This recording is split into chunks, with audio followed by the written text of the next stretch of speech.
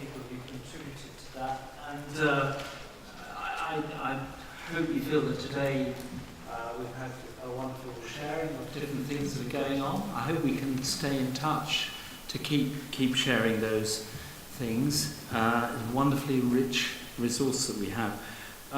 So now we're moving into a panel discussion where it's very important, please, to have your comments, your questions. And I'd like to introduce the members of the panel to you. And I'd also like to invite them, after they've introduced themselves, just to say one thing about how we could go forward with today, how we could go forward from today. But I'd like to start on the right with David Cutler, who's director of the Baring Foundation. He's been director since 2003, and the Baring Foundation, in addition to its work on arts and older people, has done a huge amount of work in international development, social justice, civic society. And I have to say, on the art side, which I know a tiny bit about, its reach has been extraordinary. I found it wherever I go. I went to Australia in November to get away from it all, and the Baring Foundation were there. And prior to the Baring Foundation, David was at the Carnegie UK Trust and working with younger people.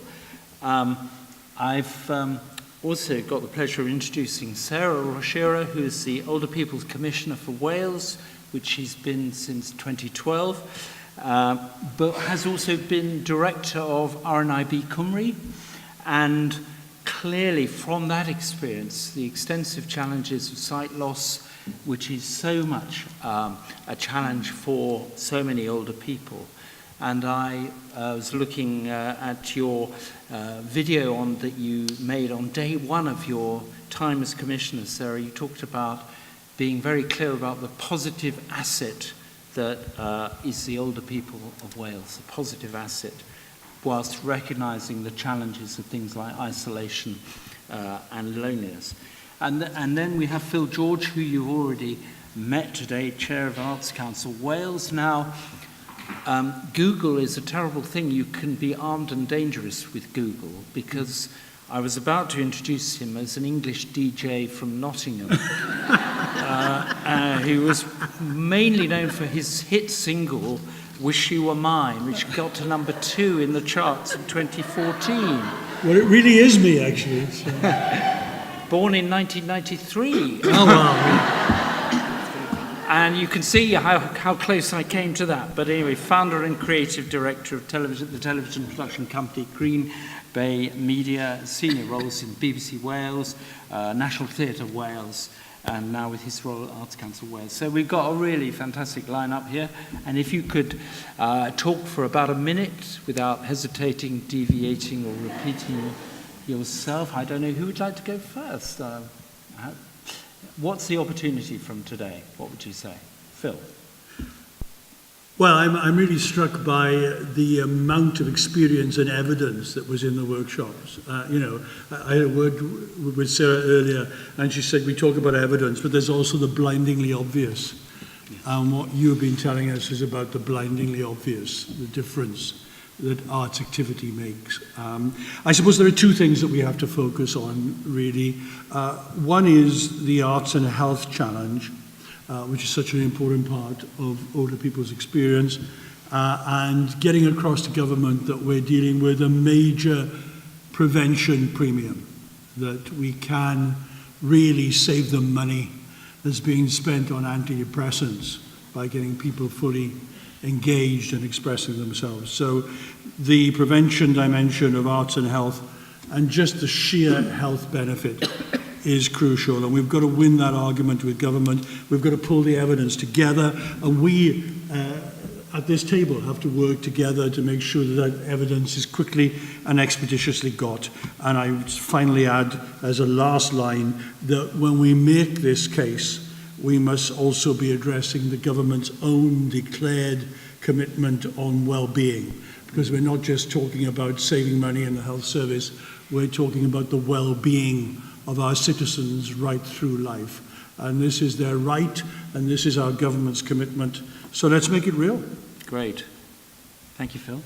Sarah, what do you... Well, I'm sorry I couldn't be here with you earlier today, but I have to say I don't need persuading, because I spend a lot of time out and about with older people, visiting in care homes, their own homes, in the communities in which they live, and they tell me why arts, cultural events, why our rich heritage matters so very much. So I'm with you on the blindingly obvious. If you have eyes and ears and a heart as well, it's really obvious why what you and so many others do makes such a huge difference to people.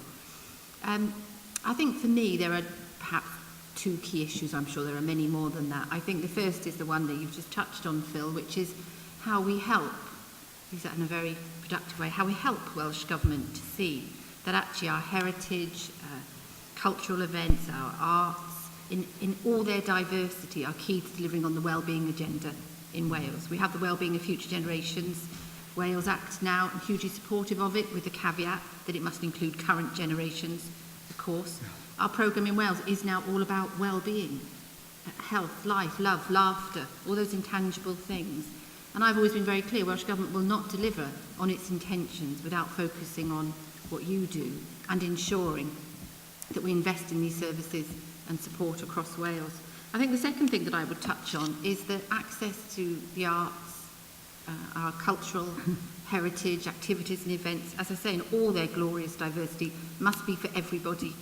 Nobody must be excluded from that agenda. If you can't walk, you must be able to get there. And if you can't get there, they must come to you. If you can't see, if you can't hear, if you have dementia, you don't know who you are or where you are, but you can still feel, you must still be included, welcome, active, and not just a recipient of, but a participant in as well. The health, wealth and happiness of people we care about, our parents, ourselves when we're older, in no small part will be dependent on the extent to which Welsh Government understands the link between well-being and our arts programme. Great, thank you, Sarah. Thank you. And David? Well, thank you very much indeed for inviting me. It's a real honour to be here, and also in this really wonderful institution and absolutely glorious venue. I suppose the benefit of being the outsider is a sense of perspective about what's happening elsewhere. And I wonder if you really, in your hearts, acknowledge the fact that what's happening in Wales is world class. Wales as a nation is leading the world when it comes to arts and older people. You only have to think what you've seen today. Obviously I'm particularly familiar with the work of Carl Trevi, really one of the most important initiatives about arts and dementia in the world. And I've been wondering why that is. I think there's no doubt that it's been the leadership of the Arts Council Wales, of Nick, of Phil, it's been the Age Cymru's involvement, Emma and Reg, and the way that you've worked together really closely in a way that other nations actually have struggled. And I think, along with my two colleagues, the next opportunity is that needs to really be properly embraced by government. And you know better how that should be tackled, but there needs to be some long-term commitment and support for that really amazing work that's happening in Wales. Thank you very much, David. Thank you. It's great to hear the passionate commitments and sense of it being almost it's a rights agenda almost that we're talking about here. So thank you, Palace. Now, I don't know how we're going to make this work. We've got roving mics, but it's really, really important we hear from as many people as possible. And we've got somebody there, first of all, and no doubt other people as well. If you could speak. Hi there, thank you. I'm Rowan from Span Arts in Narberth, and we do lots of projects with older people in Pembrokeshire, taking the arts into people's homes. It's fantastic to hear the things that you've said about how this should be on the agenda for the Welsh Government. But I would like to know from where you're sat, because I feel like you're sat in a position slightly closer to the Welsh Government than I am.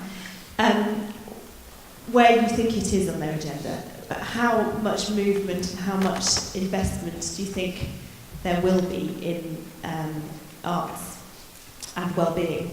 That's what I'm interested in. Thank you. So, Me do you too. would you Thank like you. to respond?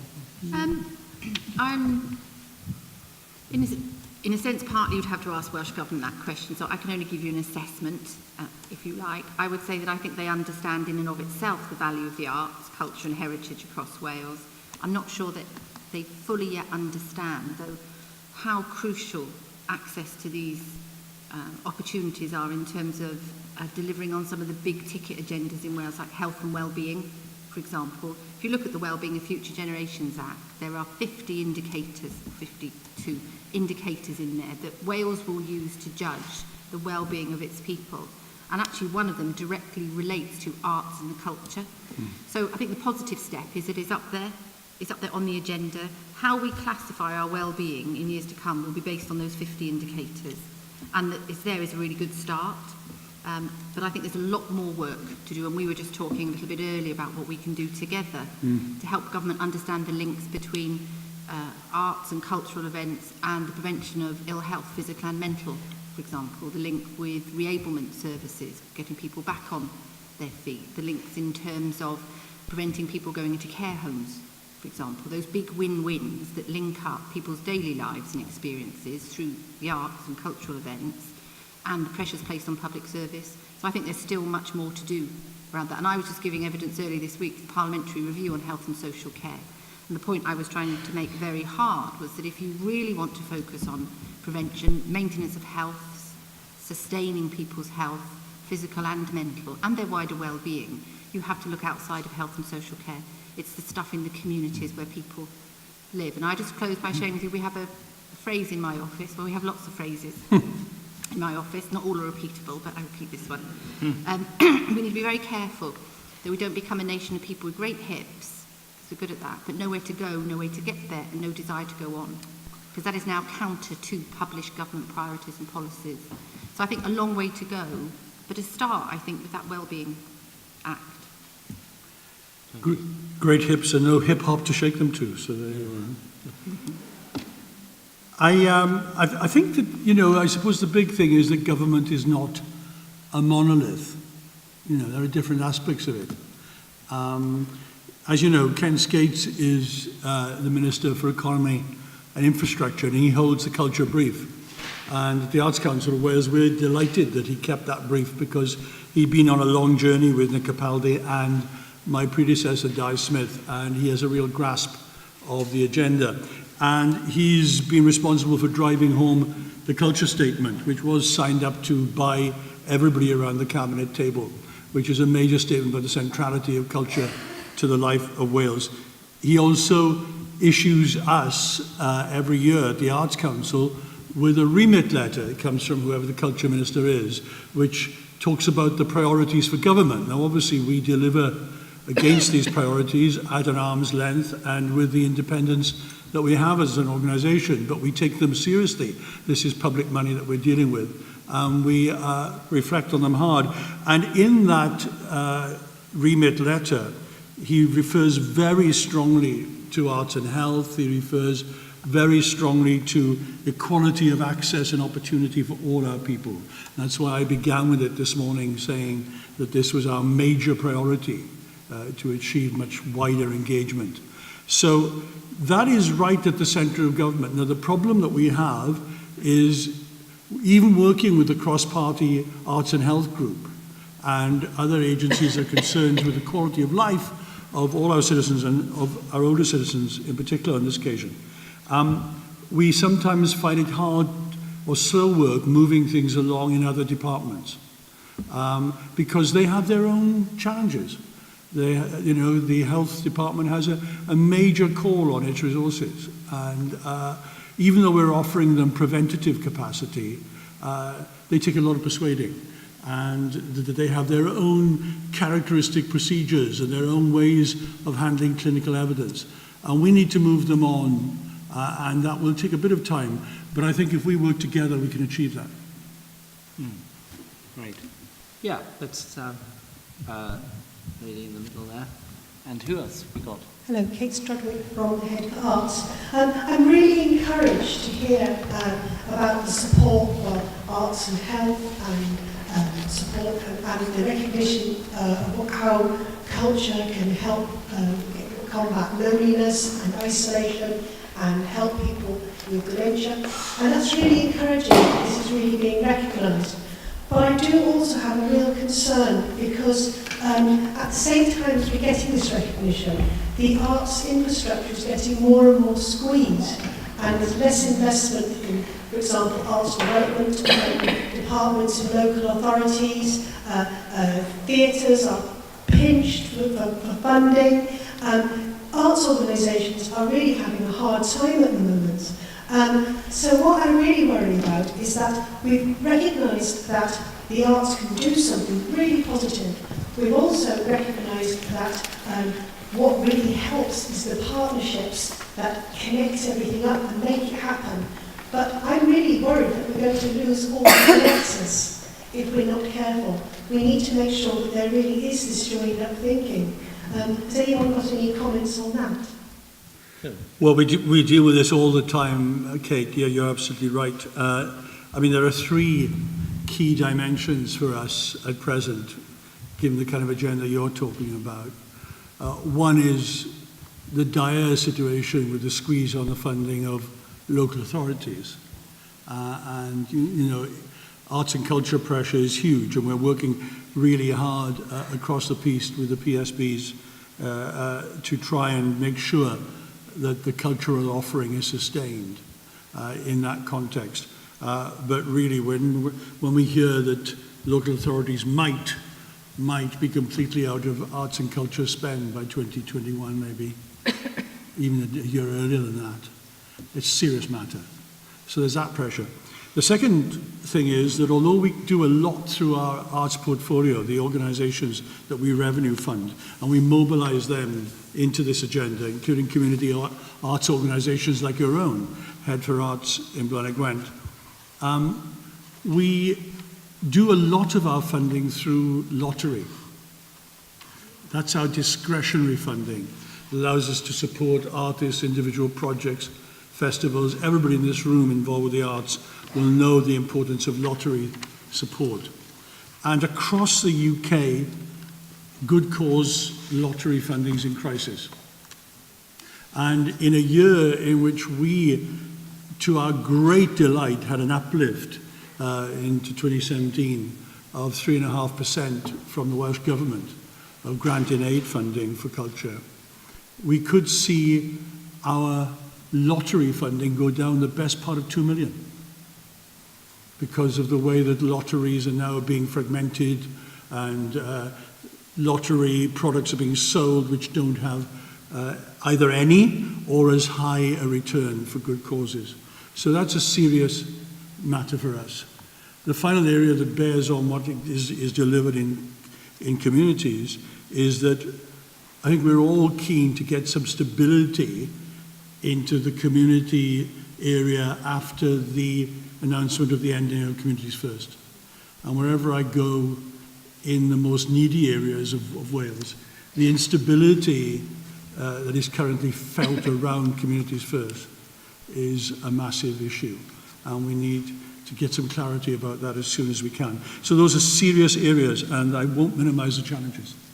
David, if you've got us, well, just a couple of quick thoughts, and obviously I don't have an understanding of the situation in Wales, but I am aware that those things are very, very much happening in the other three nations, which you'll be entirely unsurprised about and will cause you no comfort. But I think a heretical thought,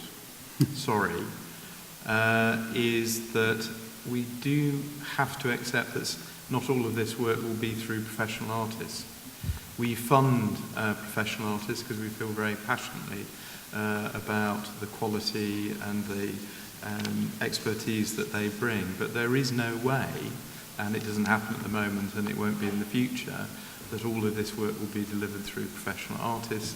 And we do need to think more about the voluntary art networks, about the sort of work that Cartref is doing. with the basis of professional artists, creating resources, for instance, for care workers to use, which also gives them new skills, them new job satisfaction, a new relationship with the people living in their care homes, and the use of digital art.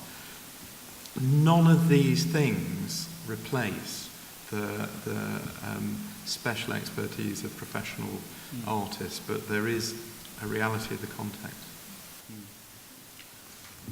Just interested in whether anybody on the panel thinks there's an awkward tension or trade-off between quality, maintaining quality, and reaching people. That seems to me sometimes to be raised as being, well, what's our priority here? Is it to get to more people, or is it to produce something of high quality? I don't know that I accept that, but I just wondered if anybody on the panel has anything they might like to say about that. In a sense, I would give you a professional as commissioner view and a personal view as well, and they're the same, which is that if what we have and can offer people in terms of our arts, our culture, isn't available to everybody, then I don't want it to be available to me either. Because actually, if you don't stand with those who are already most disadvantaged, already most excluded, and in many ways benefit the most from it, then we fall apart as a society. And I've always been really clear on that. And I just share with you one example, and it's an example where the arts, if you like, don't link back particularly to extra years on life or any huge big payback, because there's also for me something about making very clear that we hold on to the arts and our cultural heritage for their own sake, not just because they deliver on other agendas. But I did a visit on St David's Day to a care home, and Music in Hospitals was there playing. So 2 people were playing, and you go into the room, and it was a lovely care home. And people were sitting there fairly quietly. Most of the people there had dementia. They didn't know who I was. That was fine. Very quiet. And then people started playing, and it was the equivalent of a dementia rave. The right way I can describe it. They came back to life, and you saw life pouring out of them. And these were people for whom their days are often despairing and very hard and very dark. And just for a moment, they didn't know still where they were or who they were, but they felt happy. And that's hugely helpful. But if that's not available to them, I don't want to be available to me either. So it cannot be a trade-off, because if we don't stand together, then we will fall apart. Thank you. That's it. Yes. I'd like to chip in, but Yeah. maybe somebody from the floor first. I don't know. I'm just looking to see. We've got somebody there. Please, could you ask a question, then we'll come back. I just like to come back to you on the point about whether it's art or access. It is quality. I can't hear you, sorry. Can you turn that off? Okay, can you hear me now? I just wanted to make a comment about the divide between quality or access, either numbers or quality provision. And I feel that it isn't an option whether you use professional artists or not. From my own experience as a volunteer, as an artist, as a business person, that quality comes before everything else, and that when you have the quality and the commitment, all the other things follow. And I have spent 30 years listening to professional artists going out into all kinds of situations out of a huge commitment to reaching people. And I feel that artists as individuals are passionately committed in reaching everyone and involving, certainly from my own friends' base, that would be their experience. And I find that there isn't a question of whether it's numbers or quality, that quality brings numbers. And when you have someone who has trained and worked in so many different contexts, I feel that these people are particularly skilled in reaching out to people in difficult situations. Thank you. Thank you very much. Just say, I think how right you are, and I've been trying to think about the Welsh magic, why it's working so well in Wales. And I think one of the reasons is this great pool of really fantastic artists who are working in exactly the way that you're talking about, who want to be networked with health organisations, older people's organisations, and see that as a really important artistic opportunity for their practice. And I think that integration that you have is one of the great strengths. I agree with that. I think, you know, I was saying this morning, it's absolutely crucial across the piece for us. We have the brilliant at the other end of the age spectrum, creative learning through the arts. And, you know, we have a great Welsh artist like Bedwyr Williams working in a school in North Wales. And, you know, he's not a teaching assistant. He's Bedwyr Williams. He's not just a great artist, he's a maverick. He comes at it from left field. He opens up imagination because he's provocative, because he's unpredictable, because his interest in form is not just in some kind of instrumental way.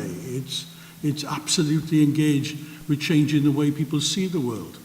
And I think that there was a really interesting moment in an arts and health workshop this morning when we didn't pursue a question we were challenged to from the National Dance Company, which is, you know,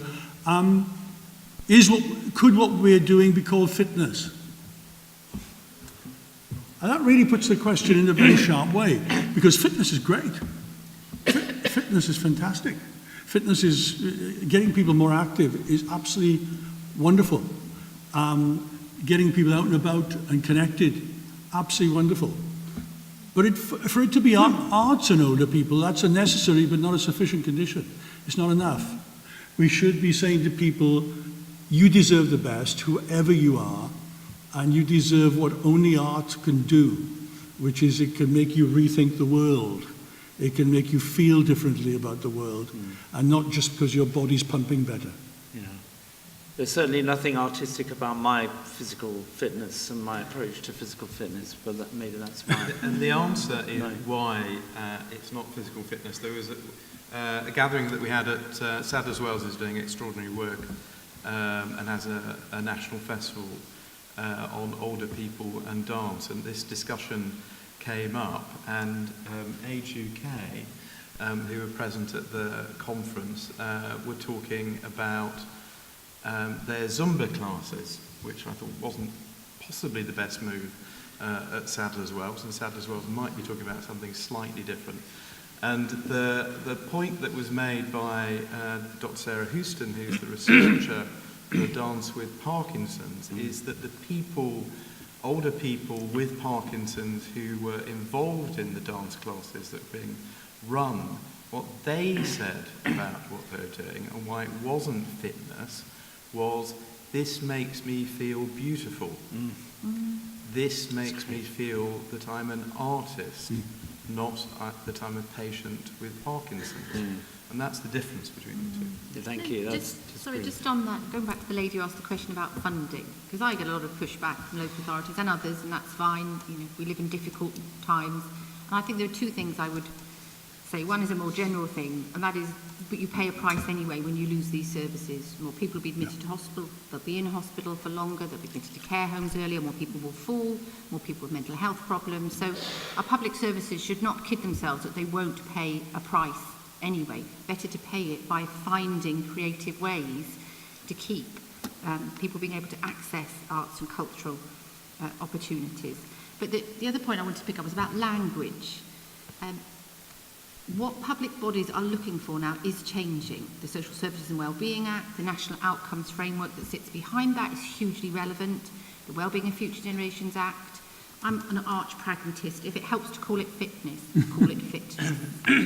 Because there is something about keeping what you're doing and what you're looking for linked into what those current agendas are. Because I completely take your point, but it's fitness. Beautiful fitness. There you are. There's a great phrase for it. But, elegantly active. But if you look at the National Outcomes Framework, and I use this document a lot, probably more than any other document, this sets out what social services particularly should work with people to achieve, and it is quite radical. It's up our street, is what I say.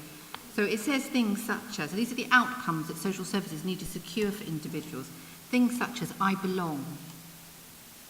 Now, that's a really radical outcome, and it's one of the few radical outcomes that we have written into government-published guidance. or says things like, I am happy and I can do the things that make me happy. You can help make people happy.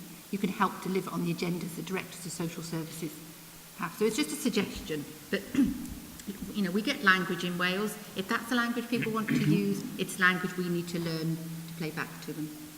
I think there's one point I'd like to make, though, which is that I would like the whole discussion to be captured by thinking about situations like dementia or Parkinson's.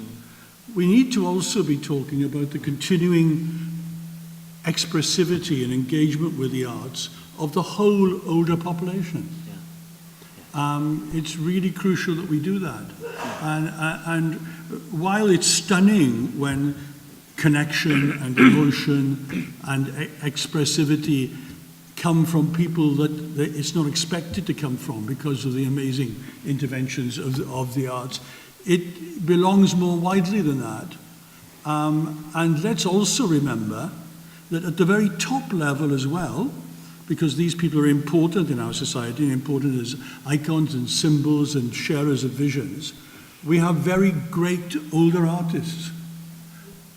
Very great older artists. You know, when I think in the visual arts of, you know, Gillian Ayre's exhibition opening now, and, you know, in Wales, Mary Lord Jones, and a number of other distinguished older artists. We've got fantastic composers and people like Metcalfe and Carl Jenkins. They're in their 70s, for goodness sake.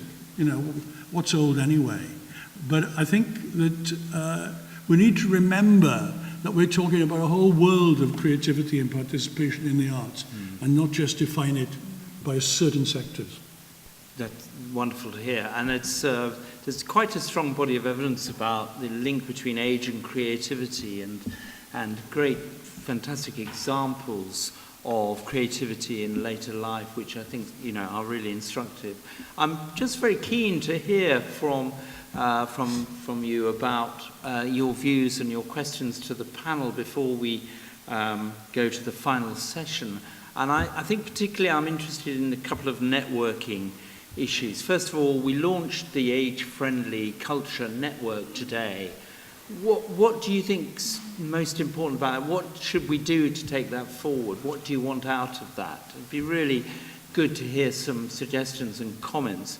And the other one I wanted to throw back again, because it just comes back again and again, is this issue of access, and in particular getting to places, transport, mobility, or whatever. I'd really like to hear whether anybody out there thinks that they're onto something, that they've not necessarily that you're getting it right, but that there's something which you think might work. Because it seems to me it's such a critical issue that we need to learn and share what's going on. So, yeah, gentleman here. It's not really an answer to your question, it's sort of throwing a question back to the panel. The arts and health mapping exercise that's about to kick off, nobody's mentioned that, I don't think so far today, not in any forum I've been in, but that perhaps will give us some of the answers to telling us what's going on in the arts, particularly in this environment. I wonder, Phil, if there's something you'd like to share. Yeah, and I'm going to be very direct, if you don't mind, Chair. I wonder if that mic could go down to Sally Lewis, who's just there. And Sally is driving a lot of that, and she did speak about it in one of the groups this morning. But other people won't have heard it, so Sally, what would you like to say? Okay, so just an advertisement really. We've just at the Arts Council of Wales commissioned a piece of work which is to map the range of work going on in the arts and health field across Wales, and to kind of gather a kind of register of all the people, the practitioners, the clinicians, the artists who are involved and interested and have specialism in this field.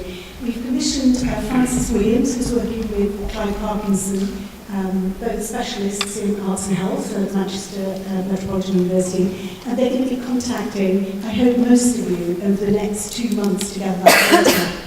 What we hope it will do is give us a kind of really clear, comprehensive picture, an audit of what's going on. It'll show up some gaps, I'm sure, and also show us where there's real capacity and strength. And that'll be our first step to kind of really understanding what's the current state of play, and hopefully kind of re-inform what we need to do next. So you can either contact me at sally.lewis.arts@arts.wales, or and I can send you the link to that survey. We'd love you all to input. Thank you very much, Sally. That sounds very promising. What did you say what timescales were? I may have missed that. That's the bad news. It's really tight. So it's going to be over the next 2 months, and we hope it will be pulled together by the end of May. So it is a question of when the link comes to you, please do it by return so that we can really look at it and analyse it. And then when do we get to see it start working on the map and what it means? Well, we'll have it by the end of May, and we'll then in June, July. And the mapping becomes part of this research work we want to do, this collation and analysis of the evidence, which we want to do as quickly as we can, but with support from across government. We already have Ken Skates' ringing support, but we're hoping to secure it across government to really drive home the impact of arts and health, and particularly for older people. A very significant piece of work, clearly. Okay, have we got some? Yeah, let's have another. Thank you. Hi there, I'm a nurse. I'm just wondering how many people have actually sort of spoken to geriatricians, UHW for example, and whether you've spoken to anybody sort of like in the hospital as such, you know, just trying to get people into hospital. I know the music is going on, that's absolutely fab. But there isn't much in the way of arts on an everyday ward basis, for example, and it would be wonderful to see that much more. And there really isn't, but I know that people would respond wonderfully to it. So have you made any links? Can I be a help? I didn't quite hear all that question. I'm sorry. It's the mic isn't brilliant yet, so I'm sorry about that. I'm just wondering how many people have been contacted within the health area within Wales, and particularly locally. There don't seem to be, there's no doctors, no nurses, no one up there particularly from health itself. And I just wondered, you know, how strong that link is really with the NHS. And what can be done. It would be wonderful to see many more people being involved on the wards, and there would be a positive response. There are a lot of elderly there, a lot of older people who would definitely respond to the arts on the wards, for example. You know, yeah, that would be great. Well, I mean, 2 bits of good news is that there's, first of all, some very good work being done in some of the health boards. Some really cutting-edge arts and health work across the age range. And so we're seeing great work coming out. I mean, you know, Betsy Cadwallader is involved with the Arts from the Armchair work that's been done with Ada Clwyd. There's some great work being done by Prue Thimbleby at ABMU and in each of the health boards. Some extraordinary work. So that's strong. We've still got some work to do on GP connections, I think. Some of the best activity has been driven by GP requests, but we need to look more into it. The other thing we're doing as an Arts Council is trying to work increasingly with Public Health Wales. And that way we can take a holistic look at it and mount a common push for increased funding. Great. Okay, opportunity there. Any other final questions or comments? I'm going to actually go back to the panel sneakily and ask them to say something finally about what they mean by age-friendly in a moment. But are there any other final questions or comments or challenges in relation to anything you've heard today or this afternoon? Anybody?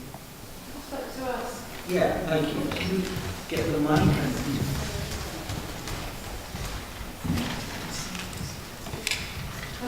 Thank you. There was just 2 things. I just want to ask, how do you ensure that networking and partnership involves all the organisations with the campaigning against loneliness? For instance, the Stroke Association, RNIB, CIB, brain injury survivors, all the organisations that we mentioned today. How can we ensure that networking involves people that can have access to funding and groups within the organisations and they know what's going on? Yeah. Can I just say the other comment was before I was Sarah Ricker, you mentioned to do with the health and care and what social wellbeing had to do with the key usages of the words. It sounds very good, but in reality, the older people, the very people that the cuts are targeting, their access is being reduced. The support networks are being reduced, they can't get out and do their shopping, for instance, with support workers. They cannot get access to the shops or community facilities, and a lot of these things are reducing their dignity and their confidence, and they're just getting very lonely. So it doesn't really match up. The words, it sounds all very good, but actually in reality, councils are cutting care and support, allowing people to go out in the car with support workers to access these very facilities, which enable them to go to community facilities and have equal access. Okay, thank you very much for that. Now, I think I can kick off on an answer to that, and then I'd just like to invite the panel to say a few final words. I think you mentioned the campaign to end loneliness. Yeah, linking up with the organisation. So I think this is a very important challenge to the campaign, that it doesn't just go forward as a very diffuse social movement, which we hope it will do as a social movement, but that it also is a really efficient and good communicative network around practice. I think, and I'm not alone in this, on the management group of the campaign, that what we do need to do is give some focus to the arts as a specific issue within the agenda of the campaign to end loneliness, and to create maybe a community of interest around that subject to move forward. But that's just one part of what you were talking about there, because there was a whole critique there, I think, about how do you actually go forward with the wonderful visions when actually the resources are taking you in the other direction, and you know you're kind of going the wrong way up an escalator. And I think that comes back for me to an issue about campaigning and making the case, which is why I'm very keen, unless somebody can dissuade me otherwise, I'm very keen to make the case better and better for the impact of the arts as a serious policy issue, and that's what I would like to take forward. But I think it comes out to campaigning ultimately, that's where we have to be. But that's just what I'm saying, and I'd like to invite each of the panel finally to say something about, in response to that, or just something about, we use this word age-friendly a lot.